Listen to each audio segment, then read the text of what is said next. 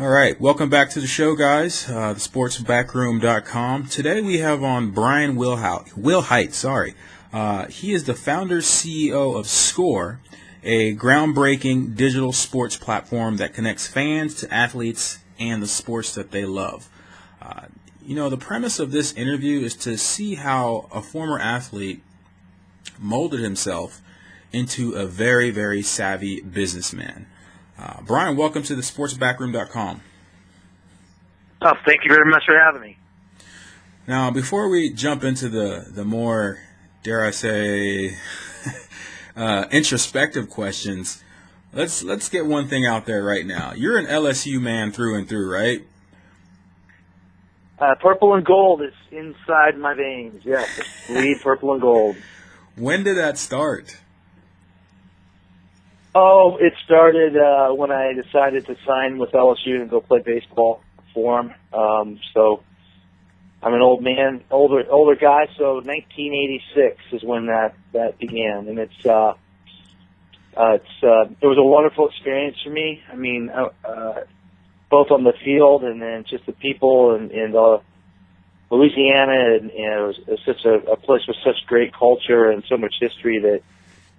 It was just a place I fell in love with, and I grew up in Southern Oregon, so a very small town in Oregon. So it was quite a different experience when I went out there for the first time. But I feel like I have a second family there in the Deep South, and I get back to LSU a couple times a year. I stay in close contact with a lot of the guys I played with, and guys that played after me, and the people that were good to me down there when I was younger, and of course the university and a lot of the people that were at the university when I was as a kid are still there. Matter of fact, the gentleman by the name of Herb Vincent was the sports information director up until about a month ago, and he just left LSU to go to the SEC conference. But I mean, it's a great place, and I've got a family here now and 3 boys and 1 on the way, and our house is littered with LSU gear, and my boys are all going to LSU unless they come up with a better plan. Oh, no pressure, right? Now, tell me a little bit about playing college baseball. To be honest, I haven't talked to too many guys who play college baseball on a level of an LSU when it comes to college baseball. So tell us a little bit about that. Well, it was a great experience. LSU is very serious about their sport. They're very committed to it. They're very committed to the athletes as well. They do a wonderful job of helping out the athletes post their career. They want to make sure you graduate from school. That was something that was important at the university, and so they're very serious about it, and which is a great experience. And then the fans are great too. I mean, when I was playing baseball there, and one of the things that got me to LSU, because I was a West Coast guy, I thought for sure I'd end up on the West Coast, at one of the Pac-10 back is what it was, or certainly a West Coast baseball school. But then when I went on my recruiting trip to LSU, they just blew me away. We get 7, 8, 9, 10,000 fans at every game. It's tough for to say no to something like that. And then the level of talent was just amazing. I mean, I played with against some really, really outstanding athletes that went on to have illustrious professional careers. And they take it to a very serious level that makes it very exciting when you're a young guy that's trying to fulfill a dream, and if you're committed to it, there's truly nothing better than being a student athlete at a school like LSU that's as committed to winning as they are. Now, let's go back to your senior year, your last year playing. Take us back into some of your, I guess I want to say your perspective on the next phase. How did you foresee, LSU is wrapping up, my eligibility is wrapping up. What am I going to do with myself? Like, what were some of your thoughts, if you can take us back? Yeah, that's a great question. I was a good player. I wasn't great. I didn't have the God-gifted talents that a Bo Jackson or Deion Sanders or Albert Bell or Will Clark, right? So, but I was good enough to be there and to be there on a scholarship and to play for the Tigers, and I guess I was better than most college baseball players because I was at one of the best programs in the country. So, but to take it to the next level, is something that at some point every athlete has to just look themselves in the mirror and say, be real honest with themselves and say, what do I play another year? Do I keep trying to take it to that next level? At some point everybody has to do it. So my senior year, I did that, and I think who knows what could have been. There's plenty of stories where guys that stick it out and fight it out in the minor leagues and go on to have careers, or they get their their cup of coffee, they get their 15 minutes of glory. But there's a great question you're asking, because I just thought about it. Getting my degree was very important. I was studying international trade and finance, which back then was way ahead of its time. But I was a big believer in the international business world, or the world becoming an international business place. It was before the European Economic Community was formed. It was they were just beginning to talk about it.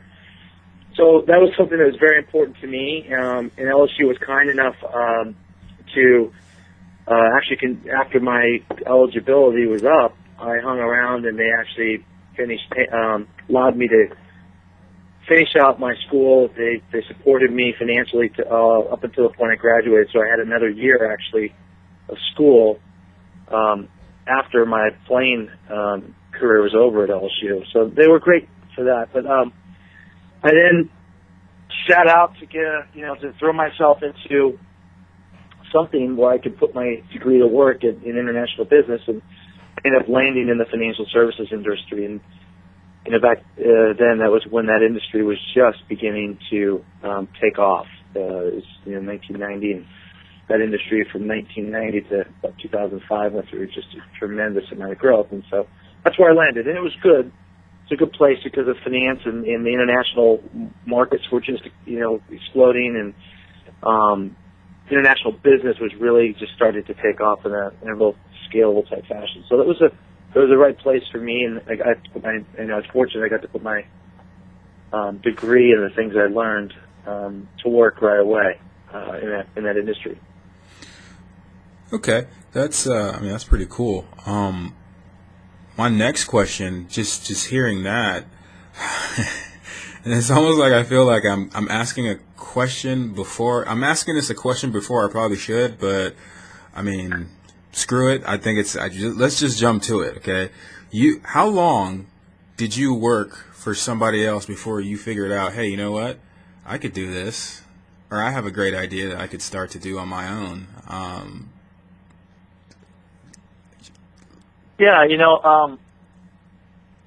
I think I thought about a couple years into it. I started off being a stockbroker, and I was working for a big company, and that's when I first learned that I really have that entrepreneurial fire inside of me. I had a lot of ideas and no idea how to execute it or what to do. And so that actually held me back and kept me from taking some leaps perhaps earlier than what I actually did. But I guess it was about 5 or 6 years into it, I found a small company. So I didn't start it, but I found a small company in the financial services industry that was growing. It was San Francisco based. I was on the West Coast. I was actually in Southern California, in San Diego, and they were looking and wanting to expand and grow their company. And I met them and found them, and they asked me to join them and then grow and build out the offices for them in Southern California. And so that was my first sort of steps of being an entrepreneur and going for it and doing something, that was, I guess, in that direction of, being the entrepreneur. And then I had a good experience with that. We were successful. We ended up selling the company, and I was a partner in that company. Had some equity in the company, and we sold the company to Wells Fargo. And I did a couple of years' time there. I was on the executive team at Wells Fargo.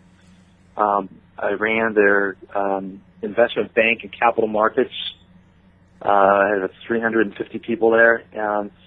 And after a couple of years, I had the courage then to go out and start my own. And so I, with two other gentlemen, started an investment bank in 2002. So there were three of us, and we ended up building up to about 150 people, multiple lines of businesses, I guess 6 or 7 offices around the country, including New York City. And then we ended up selling that business to a company out of Alabama called Stern AG. So that was my 2002. So that was a good 12 years or so after my professional career started, where I really had the courage to step out and really go for it. So before we, a little scary. Yeah. I mean, and I do want to touch on that. Before we talk about, just stepping out into oncoming traffic and, figuratively speaking, when you start off working, and this is something that I think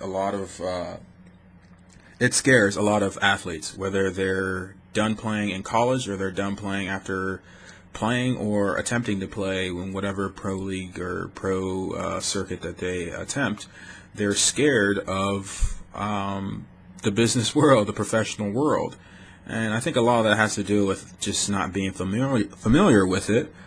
But one of the things that I've learned is that, what makes yourself more confident and more capable, whether it's sports or business or anything, cooking, it's about acquiring skills. What are some of the skills that you acquired along the way before you said, like we said, it's scary. You're putting everything that you think you are or can be on the line financially. What are some of the skills that you acquired along the way to help bridge that gap?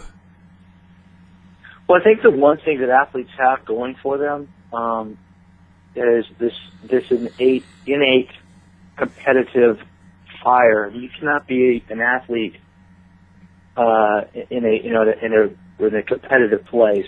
Without having that, just either one, skill that you're gifted with, and two, just the burning desire to win and the willingness to make the commitment to work hard to improve. And not everybody has that, but the things that athletes have that are there to their advantage that they may not realize is that they are better competitors than the average person. They are more willing to put in the effort to learn, to better themselves, to develop new skills than the average person is. And I think that that's where athletes that are thinking of making a transition or something like that, those are the things that they have that are their advantages over others. And so with that, the ability to learn and the willingness to do whatever it takes to be successful is something that I think I know I have, and it's helped me make the progress that I've made. It's also helped me with confidence of really truly believing I can do anything I set my mind to. If I'm really committed, I can learn. In 2007, I made a career change. I went from, when we were exiting our investment bank, I realized I was a bit bored with that industry. And I was fascinated by what was then the beginning in the emergence of social media. And I saw what some of these social media sites that we now know so well, like Facebook and Twitter, but there were sites before that, like MySpace and Friendster and others,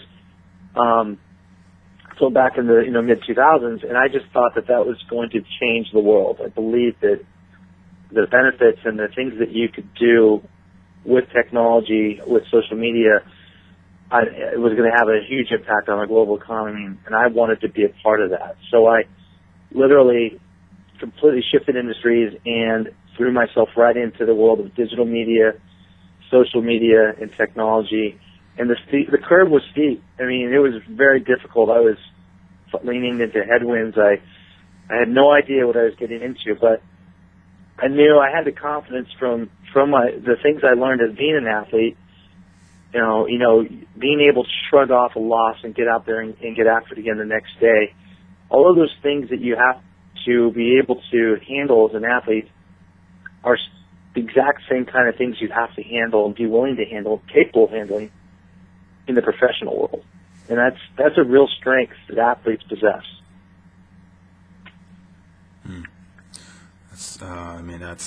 That's well said. So you were bored at the investment bank, at your investment banking firm. Sorry. How did you get bored? I mean, you created it. You're one of the guys that founded it. Explain that, if you will. Well, I think I didn't know. I only say that as I reflect and I look backwards on it, because if I wasn't bored or looking for something completely different and a challenge, I would not have as easily as I did had the ability to make the decision to completely leave that industry behind me and throw myself into something that was just being born that I had no idea about. So I literally took myself back to my first days coming out of college and getting into the workforce. So as I look back and I reflect, I know that I was, I'd mastered. I hate to say you never master it, but I had accomplished a lot in that industry, and I think that I'm somebody that likes to be challenged, and I saw the next years of my life being more challenging and ultimately more fulfilling to me by making a switch to a new industry. So I think I reflect and I look backwards on it, and that's how I come to the conclusion that I must have been a bit forward with the industry, because I was so willing to leave it. Okay. Now, and that's fine. I mean, we are talking about hindsight, and we're not trying to make it sound like, you're playing Bejeweled in your office at the investment firm or anything like that. But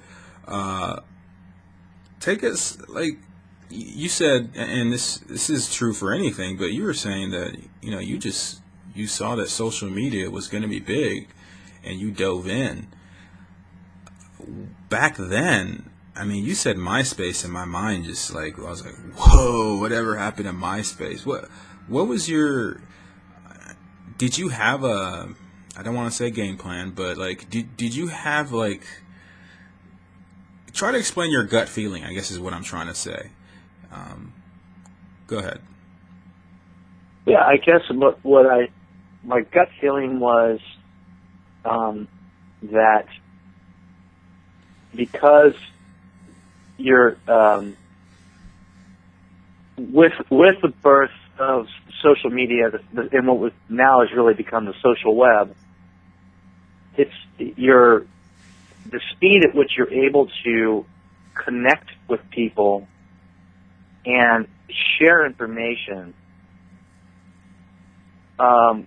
completely changed overnight. I mean, imagine if you can for a moment, life without Twitter, for instance, or take it back a step. Imagine life without email.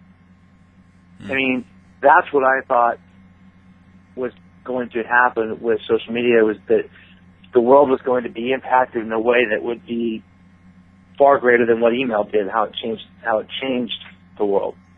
That was my gut feeling, and I just knew that if that did happen, I wanted to be a part of it in some way, and I wanted to be a part of it as an entrepreneur and as a business, builder, because I think that the rewards are going to be, it have the potential to be very significant. Okay, so you saw an avenue, and you saw not just potential and a market, but you saw an opportunity to do something big. How did that turn into SCORE? What were some of the milestones as far as building the idea that became SCORE?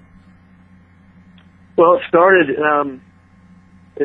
with another company that I formed when I first made this shift. I made the switch over, and I started a company called True Anthem. And True Anthem is a company that was very similar to what SCORE is from a concept perspective, although the technology and everything about it and what we were doing is quite different. But what True Anthem was we focused on artists and music, and because at that time the world of music has really been turned upside down because of a company back in the 90s called Napster. And so Napster was the file sharing company that really changed the music industry forever, because it was the birth of people consuming music in the form of digital files and doing so without having to pay for it. Now, that's illegal, but it was hard when Napster came out, and it's technically stealing. But when Napster came out, it was so popular, and it's difficult to enforce it. The entire generation has grown up thinking that music is free.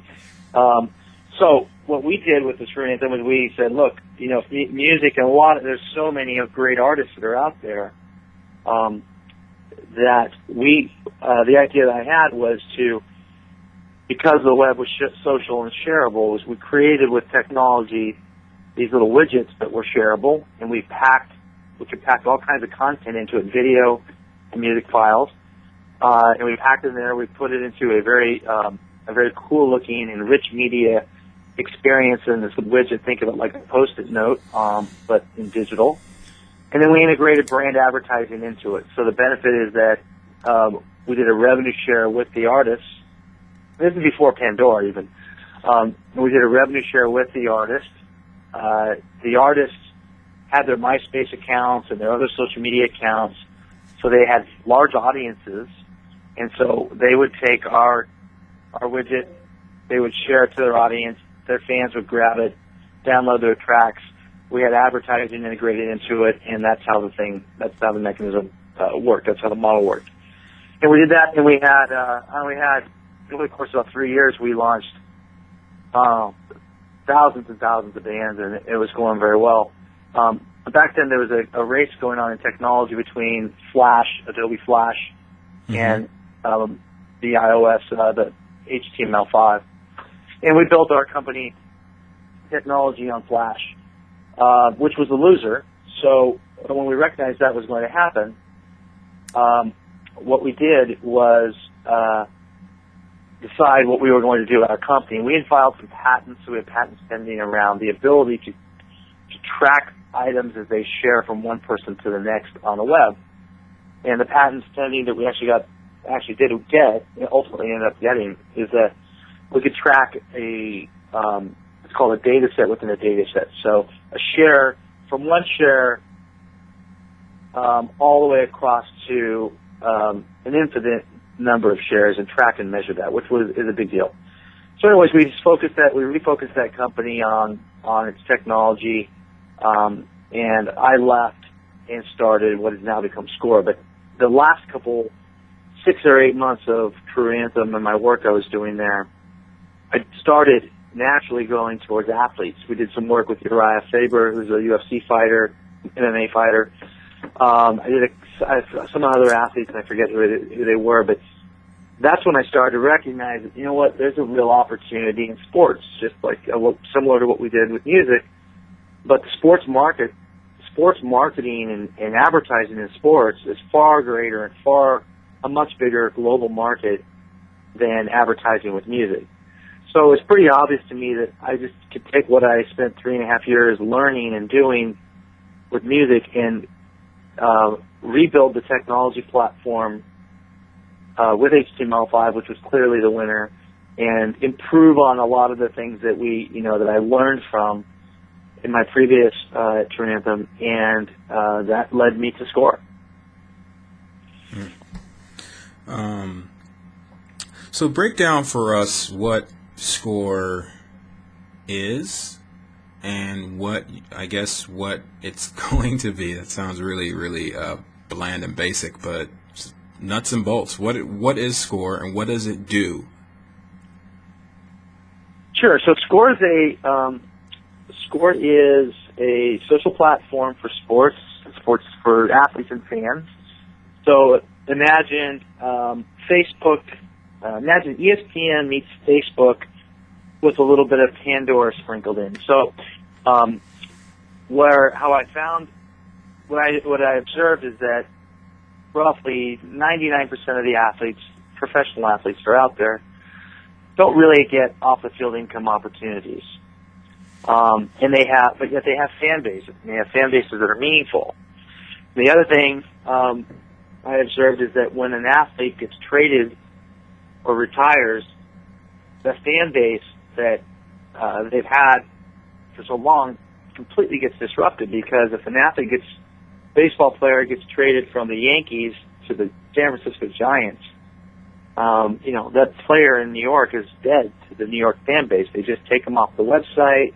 They're no longer in the uniform. They're no longer on the field. And, the reality is that a lot of fans still like that athlete. And even though they're a Yankees fan, they're certainly not going to track them and follow them at the Giants in San Francisco. They're not going to read the San Francisco papers. But yet they still have a place in their heart for them. So the idea is that the way the world is currently with the athlete-to-fan relationship, it was really kind of dysfunctional and broken. And then you add to that the fact that the athletes aren't really making much in the way of off-the-field income. Well, it's pretty easy to see that with technology, you can solve those problems. And once you solve those problems, then in doing that, you can establish and create significant opportunities. And so from a monetization side of things, we do a rev share with the athletes, the professional athletes. And because we have got in the world of digital media websites, because we're building a large audience, and we're building an audience that is fluid and always there, we're able to then sell advertising and implement lots of other types of monetization strategies, such as commerce, what have you, on behalf of that athlete. And then because we're doing a rev share, the athlete benefits from those revenues. And so we're unlocking this digital advertising spend, which is massive. It's going to be $400 billion this year, or 2014, just in the United States alone. If you look at the global markets, you're approaching $1 trillion in digital media advertising, and then if you add in what sports marketing dollars are currently, it's just a monstrous industry. But no one had figured out yet how to, with technology, create these digital personas for the athlete and do so in a way that unlock that digital advertising spend. And so that's what we're doing. And in doing that, we also open up not just for the high-profile athlete, but every athlete, even the athlete that is perhaps a utility player or has that heroic World Series that no one will ever forget, but never becomes that national name or that mainstay day-in player. They still can benefit, because the way digital is, it can be targeted geographically. We're able to take advantage of local fame on behalf of that athlete. And it also opens up literally hundreds of thousands of new brand advertisers that want to associate with sports marketing, with athletes in sports, but because they're not a Fortune 100 company and they can't do a $250 million deal, or they can't take the risks that are associated with those kind of relationships, they're cut out of sports marketing. So with our platform, with Score, truly any kind of company, no matter what size, can take advantage of the associated value that comes with athletes and athletes' fan bases when they're going to be trying to sell their product or service to that audience. And that's what SCORE is all about, delivering the best experience in the digital world between the athlete and the fan, and then unlocking and creating this economic opportunity for every athlete in the world. Now, when you say digital persona, that's not like that's not a hologram, right? That's not an avatar, right? I mean, can you explain that a little bit more? Yeah, so their persona is, their image, their likeness, their who they are, what are they in the world on the web and in the world of the mobile devices, that sort of thing. So when I say digital persona, I'm speaking of that athlete as a brand. Athletes are brands. Athletes are creators of content. We've built publishing tools in our iPhone app, our mobile apps, which will be available in about a week or so. But we made it possible for the athlete to create content, video, text, and pictures, images, and then easily publish that to their profile of SCORE. That's enhancing their brand. It's engaging with that audience, and that is making their persona a much bigger and more valuable thing. And they are completely in control of it. They're not relying on others like an ESPN or somebody else to give them coverage. Cool. What are some of the who are some of the athletes that you guys have on board? Well, we have around 1,500 to date, all professional athletes. In the last couple of months, we've started to see more and more amateur athletes get involved, particularly the high-profile athletes in college sports, that sort of thing. We don't, of course, do a revenue share with them because that would disqualify them. But still, we give them all the tools so that they can begin growing their audience and building their audience and talking to their audience. And as they progress up through the ranks from colleges and then ultimately into the pros, they've got a head start on things, which is really what they should be doing. So we've got our first athlete with Tim Lincecum, the pitcher for the San Francisco Giants, and then some of the other big names. We have every baseball player. We have a unique license, digital license with Major League Baseball Players Union. So we have every baseball player that's in the MLB. And a lot of NFL guys. Brett Favre is on our board, but lots and lots of NFL athletes, lots of Olympians. MMA, we have a really strong presence in MMA fighting. Olympians, literally, I think it's about every sport that you could think of. We've got some athletes that are part of SCORE. Now, you mentioned that you have a licensing agreement with the MLB Players Association. Was that hard to acquire? Share some of that with us. Yeah, it was, because like everybody else, even people started trying to get their minds around digital and mobile and social and all of the fast-moving experiences that we're all living through together with technology and media. And it's really disrupting what would be the broadcast. There's a young generation right now that's growing up that many of them say they'll never own a TV. They don't need a TV. They can use their computer or a large monitor, and then they can go online and they can acquire the digital content that they want to watch, the shows that they want to watch. They don't need any television. So this concept of television versus the internet and the web is being completely challenged and blown up, which makes it disruptive to traditional broadcast. And you've got digital rights, and you've got companies that spend hundreds of millions of dollars for the right to broadcast a game into your home, through a traditional television set. And they've done that because they've acquired the rights to do so. So in dealing with Major League Baseball Players Union, I actually, with them, we kind of wrote the model, the financial model that makes it work, and makes it work for the players, for us as a company, and for the Players Union. So it took me a while.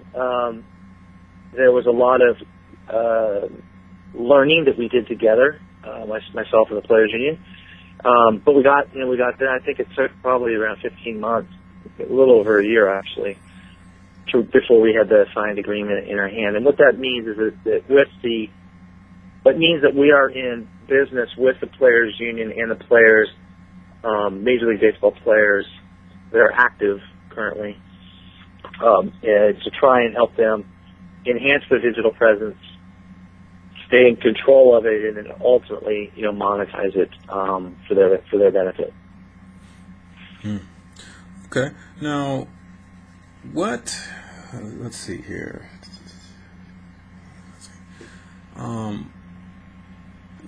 Can we use Score right now? Say me as a fan. Let's say I am a fan of the Oakland A's, and I want to see what Coco Chris digital persona is. Can I access Score right now? Is it available right now? Yes. So Score.com, SQOR.com is up now and live. It's in that we just launched it about a month ago, so it's in a beta format. We just did a redesign and a rebranding of the site, and then particularly like right now at this very moment, we actually are doing some creative upgrades to all of baseball. So the baseball players are actually it's disabled at the moment, but in the next day or so, we're going to relaunch all that with new creative and what have you. But yes, you go to Score, Score.com, you tell us what your interests are as a fan. So we really have multiple constituents. We have the fan base, the audience, and then we also have the athletes. And our North Star is that athlete, and then that relationship between the athlete and the fan. But you come to Score, you tell us sports as a fan, you tell us the sports that you're interested in, and it's a really highly visual, very cool experience. And then once you do that, you tell us, we know that based on what you tell us, the teams that you're going to care about, and then what we'll do is we'll make recommendations of athletes that you should follow. Additionally, you can search them out and find them all on your own, and then you can follow them, and you create your own profile at Score as a fan, and you have all your favorited athletes in there that you're tracking and following. And it's got all of their stats. It's got all their, it's got the most recent content that's out there with partnerships with Getty Images and ESPN and Sporting News and Reuters and AP and lots and lots of others that help make it a really rich experience. In addition to that, the athletes will have their publishing tools, so the athletes can create their own content and publish it back to Score as well, which helps them, really grow their audience and engage with that audience, and then ultimately monetize. Now, I am a big soccer guy. Soccer's not too huge in the U.S. What are some of your expansion plans, just as far as sports? I'm thinking of like NHL, NASCAR, Champions League soccer, Premier League.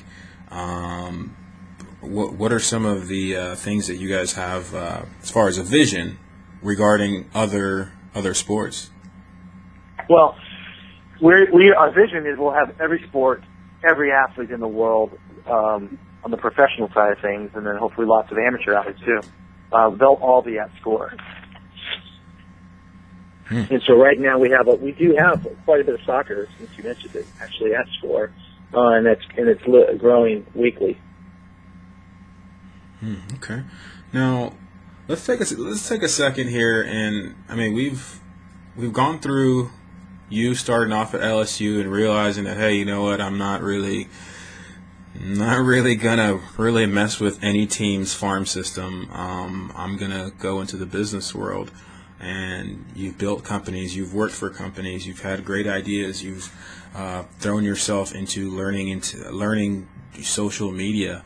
What are some of the lessons that you've learned, just as far as whether it be perspective or application? What are some of the things that you can look back and say, yeah, I did this time, I did it again this time, I did it again this time, and it's something that I always make sure that I do? Yeah, that's a great question. I think one thing is that without my relationships, now one thing I do want to just mention is that the other thing that's true for athletes is that another thing that they have that not everybody does are relationships. For me, my relationships at LSU have been instrumental in my getting where I have gotten with SCORE, and they're going to also be instrumental in helping me make it, very successful. So those relationships that we build as athletes are invaluable, and something that each athlete should always make sure that they utilize those relationships when they can. But some of the other things that I think that speak to your question, I think, is that the burning desire to improve and to win and to stay, I don't say up with the trends, but to constantly continue to be learning is incredibly important in today's world in order to be competitive, to be relevant. I mean, the basic level to be relevant, it's really difficult, more difficult today than it was 10 or 15 years ago because the world is moving so much faster today. And there's so many innovations and technology breakthroughs and science breakthroughs and what have you that it's truly a commitment that needs to be made is to stay in sync and always keep learning and always keep continue to innovate and utilize and use and experiment with new innovations. I think that's very important. Otherwise, you run the risk of really being, I hate to say it, but really being put, almost made obsolete. Now, going back to relationships, because I know that you're not the first person to ever say that. I think most athletes know, or they've heard that plenty of times. What does that mean? What does that mean? Does that mean they go back to school, every couple of years? Does that mean that they talk to their coaches, wherever they go? Can you, explain just some of the things that you've done to cultivate and maintain relationships, whether it be at LSU or wherever you've been? Yeah, well, the maintaining the relationships part is, just actively staying in touch and staying current with people, particularly people that you think can be helpful, or some way, fashion or form, help you stay current or be educated with new things. But I think it doesn't necessarily mean go back to school. It might, if you're going to go, perhaps, try and be a doctor or something that has a technical angle to it. Then sure, you need to go back to school and be taught those skills. But it's beyond that. It's really plugging into new technology. It's staying educated and doing the things that will educate you as an individual really means staying current in today's world with technology and all the new things. There's so many places to go for information on the web that can be helpful to us as individuals and help us learn for the specific passions that we want to pursue and follow. So I think that what it means is once somebody identifies what they want to do, or even if they're just trying to figure out what it is they want to do, it means really working at it and committing themselves to learning new things every day, and particularly if it's in that area that they want to pursue, that they may be passionate about or interested in. Okay, that makes more sense. All right, this has been a great interview and very insightful. Where can we find more of you online or SCORE online? I know you touched on the website earlier. Yeah, sure. So that's our website is sqor.com, and then we also have our Twitter handle, which is @SCORE, SQOR. And then for me, it's my Twitter handle is @B like boy Wilhite, @B Wilhite, WILHITE. And then my LinkedIn profile also would be a place where someone can find me as well, which is it's Brian Wilhite. Okay.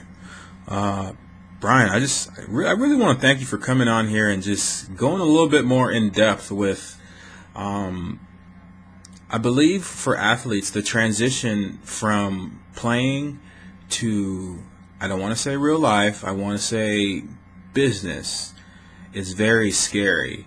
And like you said earlier, we all have to look ourselves in the mirror and say, okay, what do I really want to do? But even after you've done that, it's not easy and it's not magical. There's not what's just a one-step solution. And I think that you help to shed light on that it is a process. It's not like you get drafted into the professional world. You're like, okay, yeah, now I'm going to own a chain of restaurants. No. There's a process, and I thank you for your insight. Yeah, it's my pleasure. I'm glad I was able to be insightful for you. All right. Well, Brian, thank you for doing this interview on the sportsbackroom.com. Great, thank you. All right. Thank you all for being a part of it.